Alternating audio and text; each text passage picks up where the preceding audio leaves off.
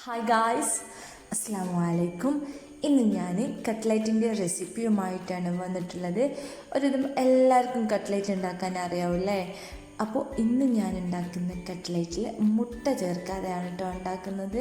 അപ്പോൾ നമുക്ക് മുട്ട ചേർക്കാതെ എങ്ങനെ കട്ട്ലൈറ്റ് ഉണ്ടാക്കാമെന്ന് നോക്കാം. അപ്പോൾ വീഡിയോ ഇഷ്ടമായാൽ ലൈക്ക് ചെയ്യാനും നമ്മുടെ ഈ ചാനൽ ആദ്യമായിട്ട് കാണണമെന്നുണ്ടെങ്കിൽ സബ്സ്ക്രൈബ് ചെയ്യാനും മറക്കല്ലേ. Welcome to my channel. ഞാനിവിടെ കട്ട്ലേറ്റ് ഉണ്ടാക്കാനായിട്ട് 200 ഗ്രാമോളം ബോൺലെസ് ചിക്കൻ എടുത്തിട്ടുണ്ട്. അതിലേക്ക് ഒരു 3/4 ടീസ്പൂണോളം മുളക് പൊടി, 1/4 ടീസ്പൂണോളം മഞ്ഞൾപ്പൊടി, 1/2 ടീസ്പൂണോളം മല്ലിപ്പൊടി, ആവശ്യത്തിനുള്ള ഉപ്പ്, കുറച്ച് ഗരം മസാല, കുറച്ച് നാരങ്ങയുടെ നീരും ചേർത്തിട്ട് നമുക്കത് നല്ലതുപോലെ ഒന്ന് മിക്സ് ചെയ്യാം. അങ്ങനെ മിക്സ് ചെയ്തിട്ട് ഒരു 5 മിനിറ്റോളം ഒന്ന് നമുക്ക് റെസ്റ്റ് ചെയ്യാനായിട്ട് വെക്കാം കേട്ടോ. അങ്ങനെ 5 മിനിറ്റിന് ശേഷം നമുക്കതൊന്ന് ഫ്രൈ ചെയ്തെടുക്കാം. ഞാൻ ചൂടായ പാനിലേക്ക് എണ്ണ ഒഴിച്ച് കൊടുക്കുന്നുണ്ട്. എണ്ണ നല്ലതുപോലെ ചൂടായതിന് ശേഷം നമുക്ക് ചിക്കന് ഓരോന്നിട്ട് കൊടുത്ത് അതൊന്ന് ഫ്രൈ ചെയ്തെടുക്കാം. ചിക്കൻ നല്ലതുപോലെ വേവേണ്ട ആവശ്യമില്ല, ഒരു പകുതിയോളൊന്ന് വെന്താൽ മതി. അങ്ങനെ ഒരു സൈഡ് വെന്തിട്ടുണ്ട്, നമ്മളതൊന്ന് മറിച്ചിട്ട് കൊടുക്കുകയാണ്. അങ്ങനെ ചിക്കൻ 2 സൈഡും നല്ലതുപോലെ വെന്തിട്ടുണ്ട്. ഇനി നമുക്ക് ചൂടാറിയിട്ട് ഇതൊന്ന് ക്രഷ് ചെയ്തെടുക്കാം കേട്ടോ. ഇനി ആ എണ്ണയിലേക്ക് തന്നെ ഞാനിതാ 2 കപ്പോളം ചെറുതായിട്ട് അരിഞ്ഞിട്ടുള്ള സവോള ചേർത്ത് കൊടുക്കുകയാണ്. അത് നല്ലതുപോലെ നമുക്കൊന്ന് വഴറ്റിയെടുക്കാം.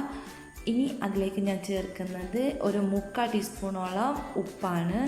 ഉപ്പ് ചേർത്തതിന് ശേഷം നമുക്കതൊന്ന് മൂടി വെച്ച് വേവിക്കാം കേട്ടോ. എന്നാലേ സവാള നല്ലതുപോലെ കുക്കായി വരുള്ളൂ. ഞാൻ 1 മിനിറ്റോളം ഒന്ന് മൂടി വെച്ച് വേവിക്കുന്നുണ്ട്. ഇനി അതിലേക്ക് ഞാൻ ഇഞ്ചിയുടെയും വെളുത്തുള്ളിയുടെയും പേസ്റ്റാണ് ചേർക്കുന്നത്. എനിക്ക് തോന്നുന്നു പേസ്റ്റിനേക്കാളും ഒന്നുകൂടെ ഇഞ്ചിയും വെളുത്തുള്ളിയും ഒന്ന് ചതച്ച് ചേർക്കുന്നതാവും നല്ലത്. ഞാൻ എളുപ്പത്തിന് വേണ്ടിയാണ് കേട്ടോ പേസ്റ്റ് ഇട്ട് കൊടുത്തിട്ടുള്ളത്. ഇനി അതിലേക്ക് കുറച്ച് മഞ്ഞൾപ്പൊടി, കുറച്ച് മല്ലിപ്പൊടി, കുറച്ച് ഗരം മസാല, 1/2 ടീസ്പൂണോളം കുരുമുളക് പൊടിയും ചേർത്തിട്ട് നല്ലതുപോലെ ഒന്ന് മിക്സ് ചെയ്യുക. നമ്മൾ ചിക്കൻ ഫ്രൈ ചെയ്തിട്ടുള്ള എണ്ണയിലാണ് നമ്മൾ ഫില്ലിങ് ഉണ്ടാക്കുന്നത്. അപ്പോൾ അധികം മസാലകളൊന്നും വേണ്ടി വരില്ല, അതിൽ തന്നെ ഉണ്ടാവും കേട്ടോ. ഇനി അതിലേക്ക് ചെറുതായിട്ട് അരിഞ്ഞ പച്ചമുളകും കറിവേപ്പിലയും ചേർത്ത് കൊടുക്കുകയാണ്. അങ്ങനെ ഇനി നമുക്കതിലേക്ക് നമ്മൾ ക്രഷ് ചെയ്ത് വെച്ചിട്ടുള്ള ചിക്കന് ചേർത്തിട്ട് നല്ലതുപോലെ ഒന്ന് മിക്സ് ചെയ്യാം. ജസ്റ്റ് ഒന്ന് അരഞ്ഞാൽ മതി കേട്ടോ. എൻ്റേത് കുറച്ച് അരവ് കൂടി, ഇത്ര അരിയേണ്ട ആവശ്യമില്ല. നമുക്ക് ആ ചിക്കൻ്റെ കഴിക്കുമ്പോൾ ചിക്കൻ്റെ ആ ഒരു കടി കിട്ടണം കേട്ടോ. ആ ഒരു അരവാണ് പാകം. ഇനി ഞാൻ ഇതിലേക്ക് ചേർക്കുന്നത് ഉരുളക്കിഴങ്ങ് പുഴുങ്ങിയതാണ്. ഉപ്പിട്ടിട്ട് നമ്മൾ ഉരുളക്കിഴങ്ങ് പുഴുങ്ങിയെടുത്തതാണ്.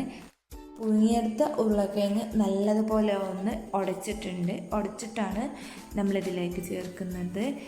എന്നിട്ട് നമുക്ക് അത് നല്ലതുപോലെ ഒന്ന് മിക്സ് ചെയ്യാം. എല്ലാ ഭാഗത്തും കിഴങ്ങെത്തുന്ന രീതിയിൽ നമുക്ക് മിക്സ് ചെയ്യാം കേട്ടോ.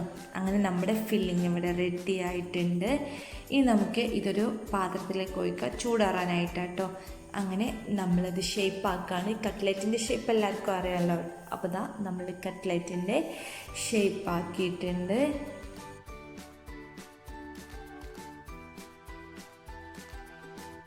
ഇനി ഞാനൊരു ബൗൾ എടുത്തിട്ടുണ്ട്. അതിലേക്ക് 2 ടേബിൾ സ്പൂൺ മൈദ ചേർക്കുന്നുണ്ട്.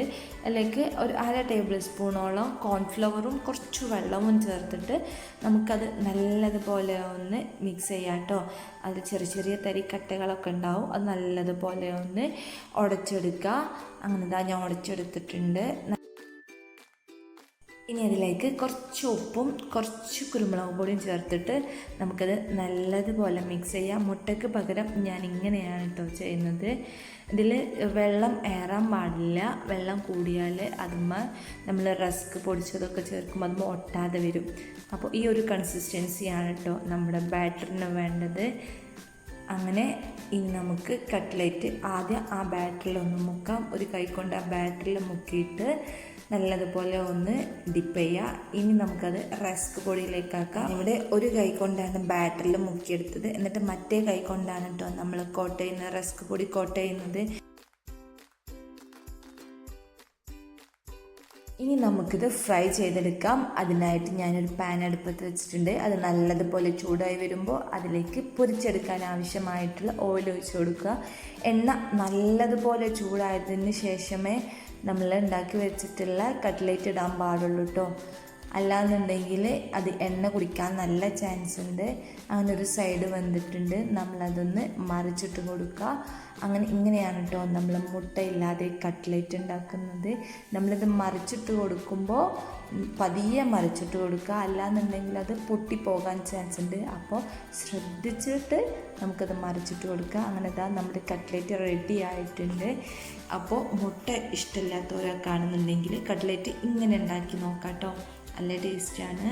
അപ്പോൾ നമ്മുടെ വീഡിയോ ഇത്രയുള്ളൂ. ഇഷ്ടമായെന്ന് വിചാരിക്കുന്നു. ഇഷ്ടമായി ലൈക്ക് ചെയ്യാനും നമ്മുടെ ഈ ചാനൽ സബ്സ്ക്രൈബ് ചെയ്യാനും മറക്കല്ലേ. മറ്റൊരു റെസിപ്പിയുമായി വീണ്ടും കാണാം.